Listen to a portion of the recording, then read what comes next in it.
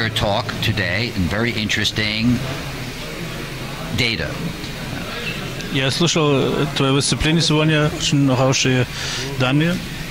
You have a very good theory. I love the idea of solitons and DNA. Очень хорошая идея состоит в том, что солитоны и ДНК как бы взаимодействуют. But I think for the audience in this conversation, we should talk about your experimental data. Но сейчас, может, поговорим о экспериментах даже. Because many people do not know the amazing experiments you did. Yeah, многие еще не знают эти эксперименты, поэтому. Right.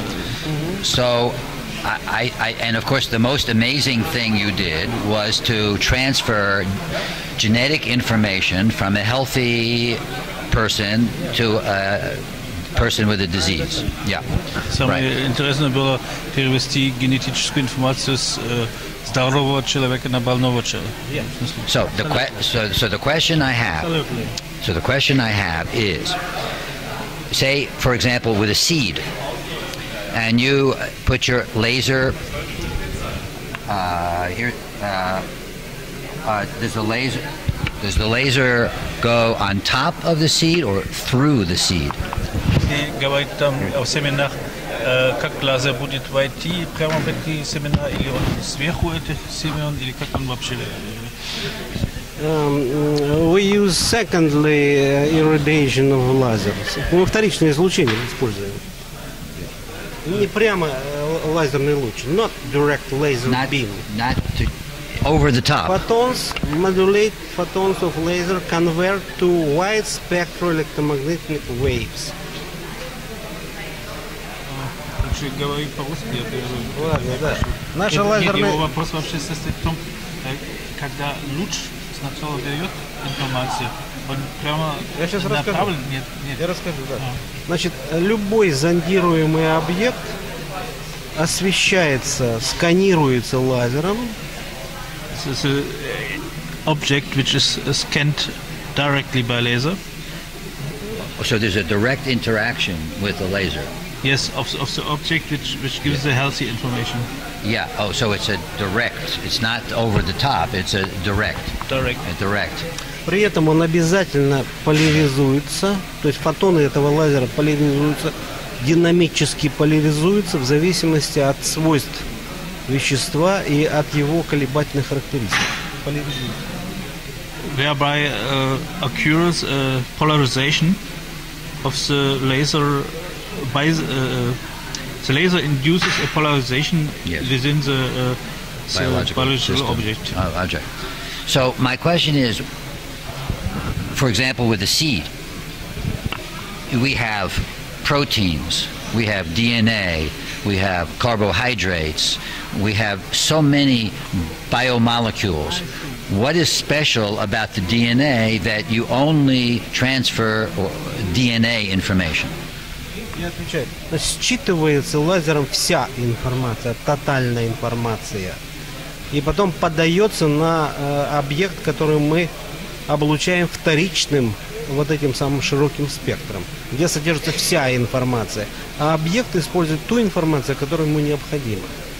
Laser scans all information of the different kinds you have mentioned, of your list. Yes. And on the other hand, the bright band information, which broadband information which comes out from the contains all this information together. All the information. Aha. Because in your talk. Маленькая аналогия, маленькая, чтобы было понятно, да? Вот если голограмма записана синим светом или красным светом, а освещается белым светом, то есть много длин волн, разные частоты, то голограмма отбирает только ту частоту, на которую она записана, ту длину волны, на которую она записана. Вот так же поступает человек, как некая макроголограмма. If you take a hologram, it can be written down in blue light or red light or so. And if you scan the hologram with the help of white light, so the hologram will selectively go into interference only with the red one or the blue one, which was written down And so that's a good analogy. Yeah. So that means you could separate genetic information from the total. это значит, ты можешь делить генетическую информацию от другой. Это не я делаю, это делает организм. Он отбирает в том числе и генетическую информацию, которая нам необходима. That means the organism will do that and separates needed information. Oh, the receiving organism, yeah, will absorb like the multi-wave oscillator. The body absorbs what it needs. Организм действует как фильтр, который выделяет нужную ему информацию. Это организм работает как многомодальный осциллятор. Можно так сказать. Okay. Yeah. So my next question is, how do you find a healthy person? Everybody has something wrong. Как ты найдешь здорового человека? Все какие-то больные. Методом проб и ошибок. By trial and error. Okay, that's a good point. Yes, and do you need a specific frequency of the laser, or can any frequency work to carry the information? Нужна ли специфическая частота или любая частота один? Мы пока используем только красный свет, хотя теоретически возможно использовать весь диапазон весь видимый диапазон, значит, от ультрафиолета до красного света. Today we use only red light. In fact, by theory, we could use this as all the color, bands, any color, and ultraviolet and ultra-red, even infrared, even yes. infrared and ultraviolet. So, but you in your talk you said that you also work with electromagnetic energy. Electromagnetic energy is not coherent. Do you need to have the energy to be coherent? В твоем докладе ты сказал, что ты работаешь тоже с электромагнетической энергией, но она же не когерентная. Как ты делаешь так, чтобы это была когерентная энергия тоже? Мы работаем с лазерным излучением, которое является когерентным. Эта когерентность передается на широкополосный спектр, который является производным вторичным излучением вследствие преобразования фотонов в соответствии с теорией локализованных фотонов в широкополосный спектр. The main idea is that you work in scanning process with coherent laser beam, but when due or according to the theory of localized photons he mentioned, the information which was scanned by coherent laser beam is carried by to a non-coherent electromagnetic field. Yes. Можно это понимать, что информация, которая была получена когерентным полем, теперь передается некогерентному полю? Нет. Как раз образуемое электромагнитное, вторичное электромагнитное излучение, оно когерентно тоже. И есть корреляция между модуляцией фотонов по спину и модуляцией, так сказать, электромагнитных векторов в этом широкополосном спектре. No, the point is that the secondary electromagnetic field of the localized photons, which were carried over to radio photons with different frequency ranges, the spinor component, the component of polarization, the polarization is just the same in a coherent way in the radio broadband spectrum when it is in the light, the laser light. It's a polarization of the photons is transmitted to a kind of polarizations in the radio photons. Oh, okay. So it does not matter if the carrier, is coherent or incoherent. It's the same. Значит, носитель может быть когерентным или некогерентным? Нет, только когерентное поле лазера работает. И мы фактически достигаем эффекта модуляция поляризации, то есть модуляция спиновых состояний фотонов. Наша идея как раз заключается в том, что коллективные спиновые состояния фотонов несут генетико-метаболическую информацию, точнее ее эквивалент в квантовом выражении.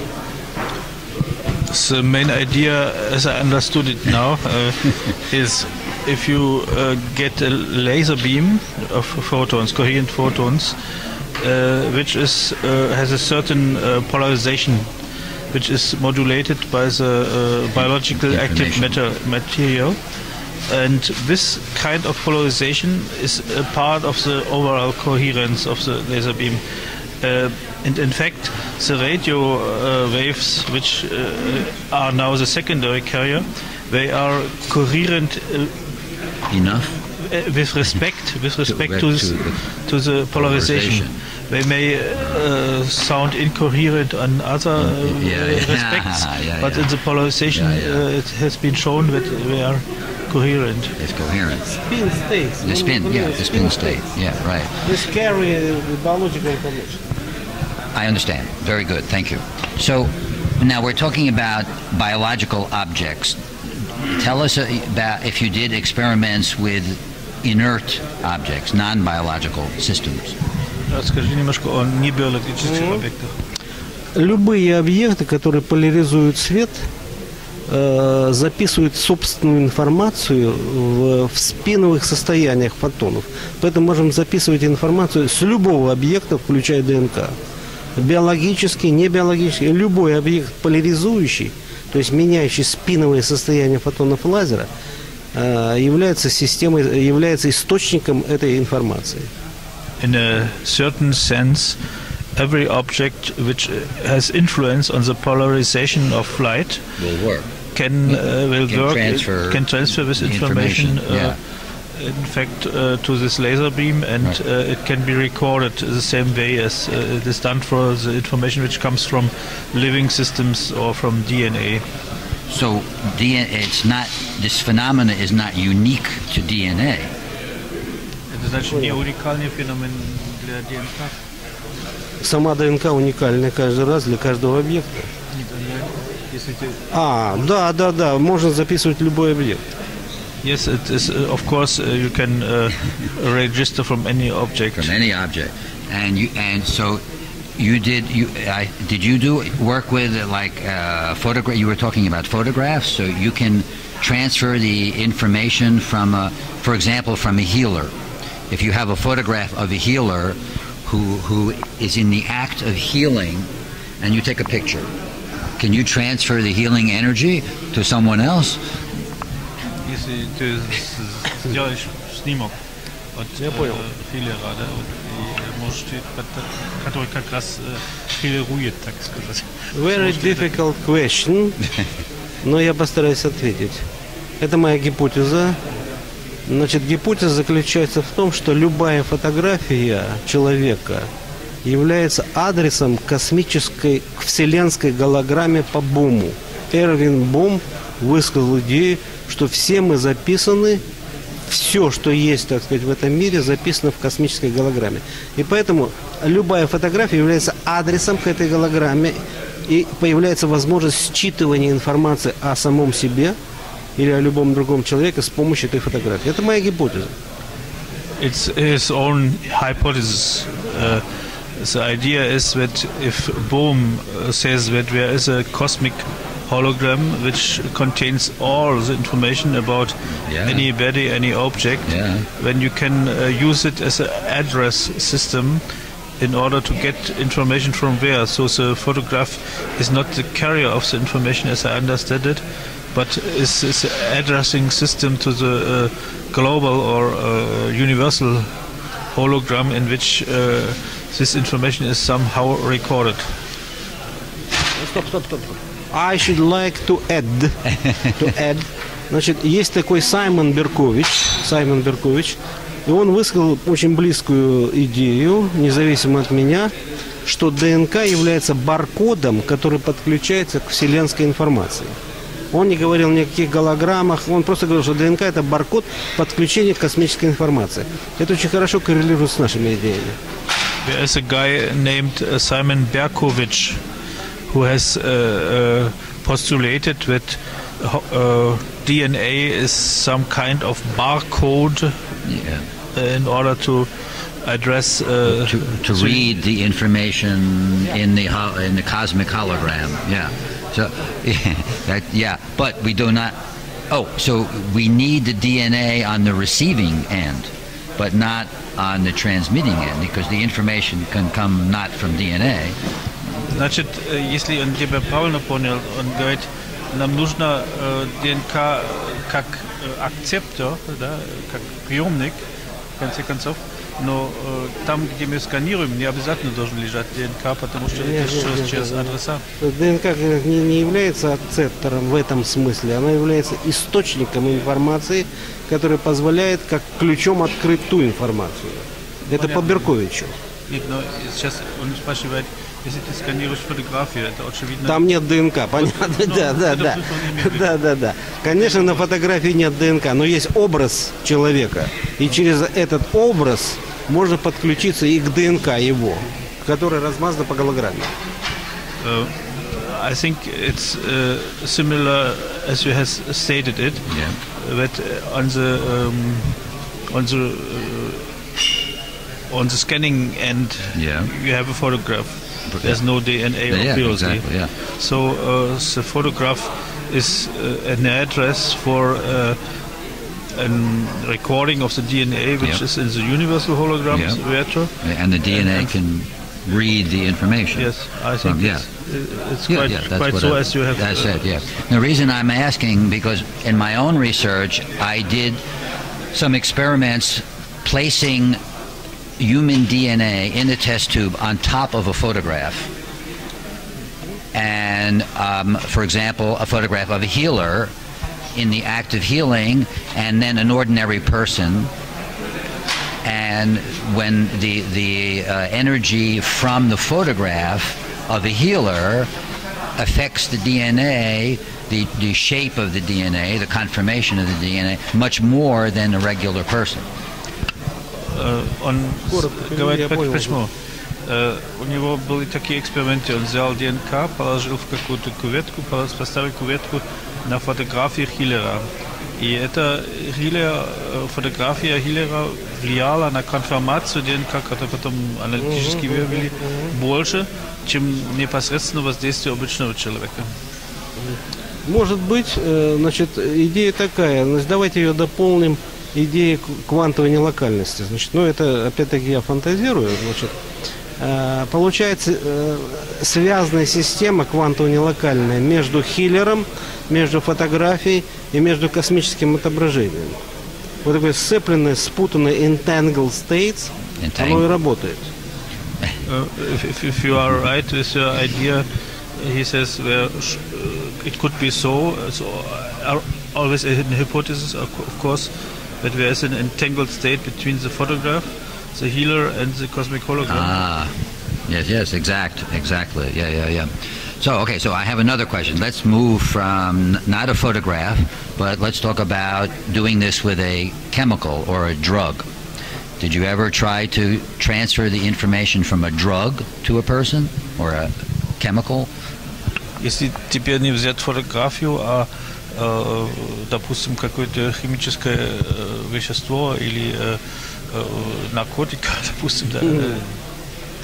В некоторых случаях мы показали, что да, записываемые вещества действуют на человека. Это мы зарегистрировали. Но мы в этом направлении работали мало, так сказать. Но вместе с тем мы сумели создать несколько программ, в которых записаны десятки биологически активных соединений. И эти программы при их прослушивании, потому что мы эту информацию записываем в конечном варианте в формате MP3. Вот эти MP3 записи лечат людей, и мы имеем положительный результат. Лечение рака, лечение диабета, лечение рака кости, лечение рака груди. Вот это все с помощью вот этих вот стандартных программ, записанных с биологически активных соединений. It means in rather long year work they have collected a bibliothek, so to speak, of very different biological active chemicals, which are known as being healing substances. Yes. Yeah. And they were the radio information of them was transferred to another form of acoustical information, which is written down on carriers like CD. And if playing the CD, they got healing effect. Wow. Я рассказал про CD, да, вот это на компакт-диск. Да, абсолютно. Или на флешку. Сейчас мы на флешку записываем. Now they have also used a stick, a memory stick, to write down the acoustic transforms. To store the acoustic information. Well, you're storing the chemical information in an acoustic field. Quantum equivalent chemical information. Quantum chemical information. Yeah, because in quantum chemistry they talk about information. It's work. Yeah. And for my own research, I did an experiment with a chemical and transferred the information from a particular enzyme inhibitor, an MAO inhibitor, for example, from the chemical to the laser, from the laser to some cells in tissue culture, and then I measured the activity of the enzyme, MAO. So the chemical causes an inhibition, but the information causes a stimulation. Can you explain that? Он спрашивает, можешь ты объяснить следующую штуку? Он в своих экспериментах с каким-то лазером тоже набрал какую-то информацию, в данном случае ингибитора.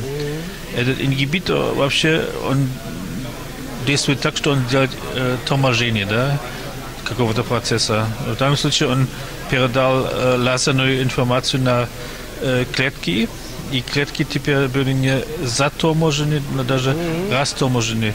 У тебя есть на этот счет? Это иллюстрация положений спиновой химии. Целое направление в химии называется спиновая химия, когда определенными, так сказать, радиоволновыми излучениями, которые промодулированы по спиновому состоянию, можно менять химические реакции. Поэтому то, что он получил, это проявление спиновой химии. Мы тоже хотели эти эксперименты поставить, но нам не дали просто такую возможность. Хотя это было бы, коррелировало бы с тем, что он получил. Garyaev explains this with what he calls spine chemistry. There's a new sort of chemistry, as a new word, which is spine chemistry, and it just does predict the outcomes that you have found. So he says. Spine, like a spine? No, a spiral. Spinning of atoms. Polarization of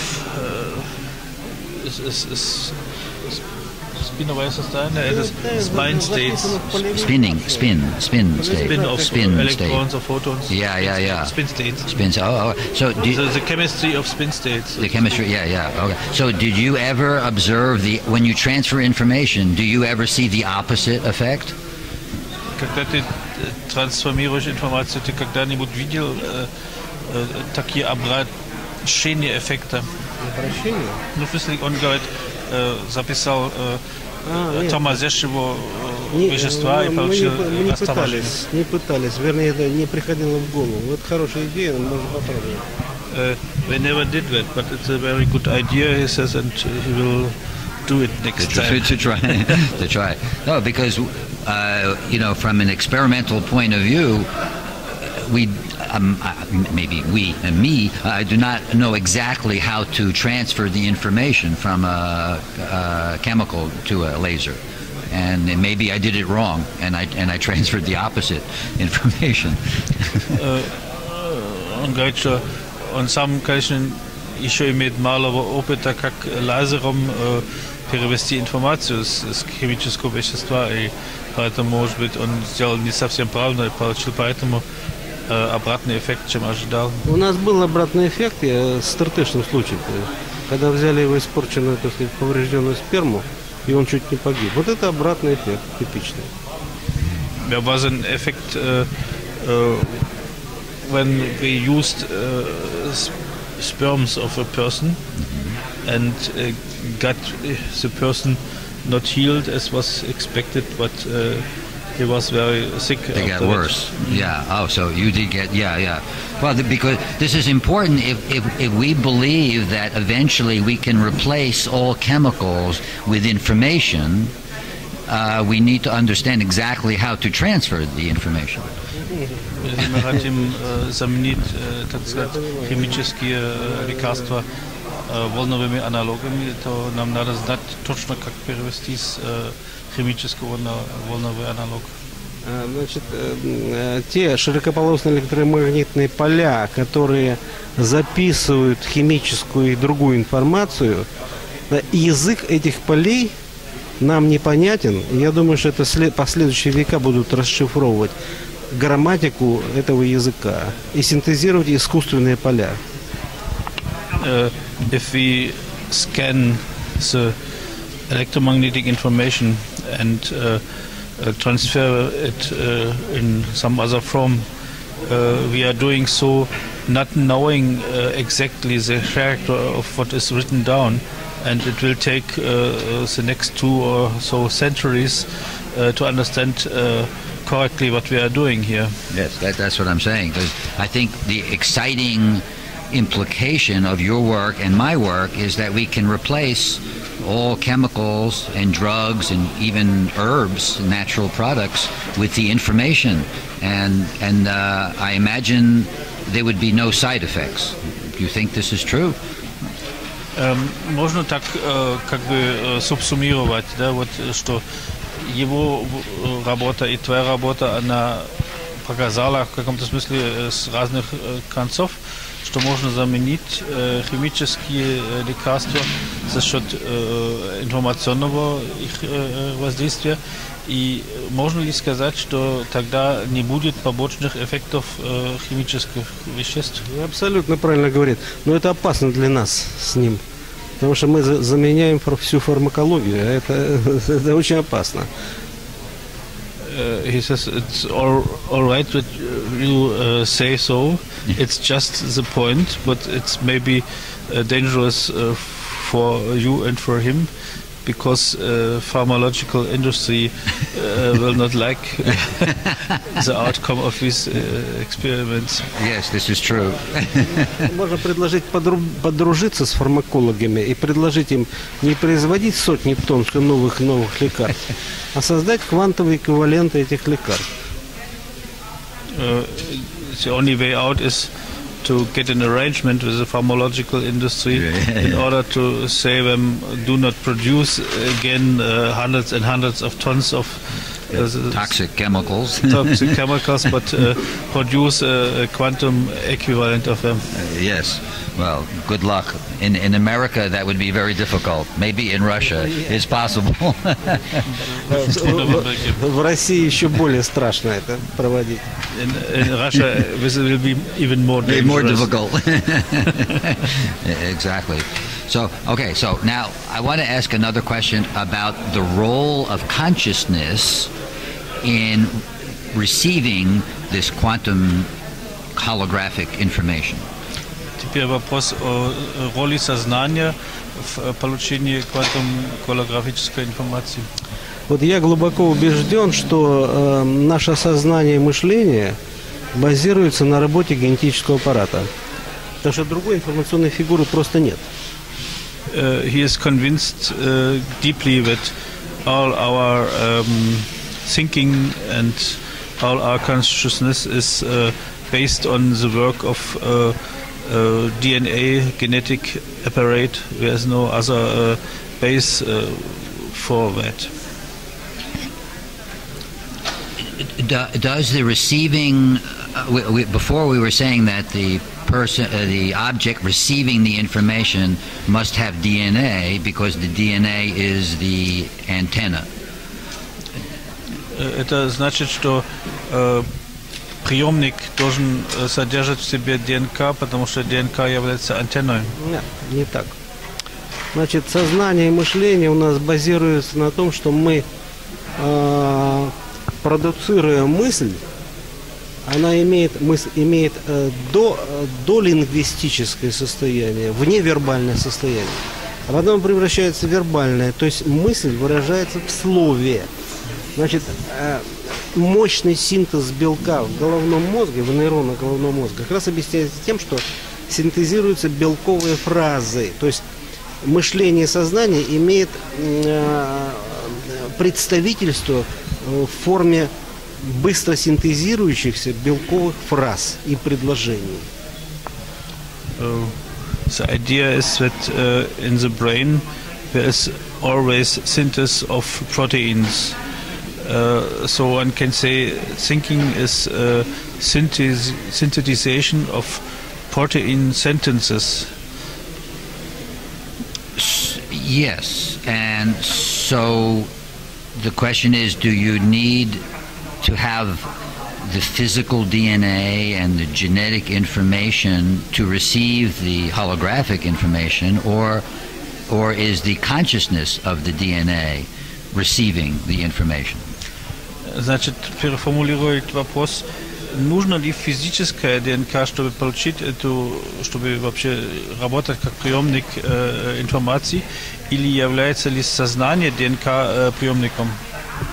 Слишком глубокий вопрос, но можно в общем виде, так сказать, вот на теперешнем уровне моего, по крайней мере, понимания сказать, что сознание и мышление базируется не только на речевых построениях, которые являются образными построениями, но и другой сорт образных построений в виде голограмм нам необходим. Для того, чтобы представить себе предмет, мы должны получить голографическое его отображение. Так мозг и работает. Он дает голографическую информацию. Вот зрение, в частности, дает голографическую информацию, это известно. Наши все фантазии в голове, и те, которые запущены наркотиками, это все искаженное голографическое пространство образов. Но здесь еще работать и работать. Нет, вопрос был, кажется, позже. Вопрос был, нужно ли со стороны приемника иметь естественно, ДНК, да, естественно, да. Или хватит иметь наш хромосомный континуум является системой рецепции голографических образов, в том числе и мыслительных. That means DNA system is a kind of reception system of verbal and non-verbal information in form of images, yes, holographic images. So you have a rather verbal kind of thinking and you have a non-verbal kind of thinking, and both of them can be transmitted or received by DNA. That means, in fact, to your question, DNA is needed in a physical form to do this transformation. Ah. To receive really as a receptor site. Physical DNA. And would we expect the same from RNA? Можно ожидать то же самое от РНК? Трудно сказать. Здесь появились большие исследования по роли очень коротких отрезков ДНК в регуляции работы генов. Но, значит, их работа очень сильно координирована и умна. И вот кто управляет разумностью работы вот этих РНК, как, впрочем, и всего генетического аппарата, это большой-большой вопрос.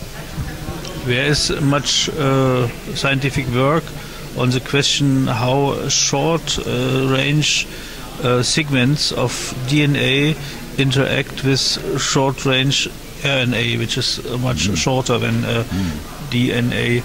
And in fact, if you look at different kind of DNA which are coordinated, different kinds of RNA which is coordinated with transcription of DNA.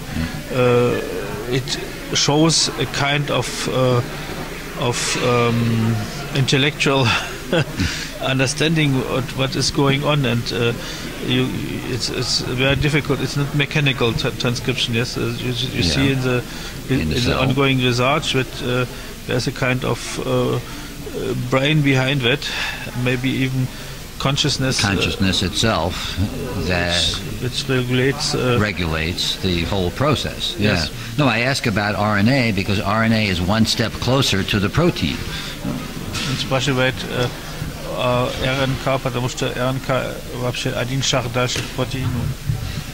Ну, правильно, но в чем вопрос-то? And the question is, it does the same, well, that was the first question. Is RNA, can we expect the same behavior from RNA, this quantum ability to read quantum information?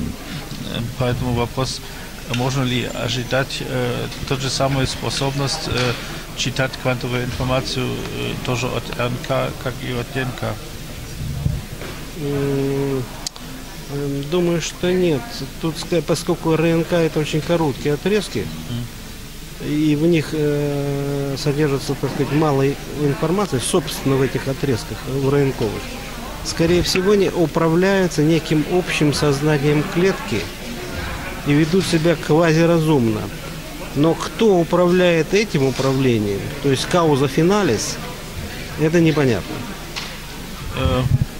These RNA segments are much shorter than DNA. So, on the other hand, we are working together in a quasi-intellectual way, and who operates that is not clear yet. Is this a kind of consciousness of the cell at all, or is it even higher? Nobody knows. Yes. Nobody knows. I know. Oh, okay. So, thank you. You have. There's a jet for all the speakers. Oh, so you have to come also.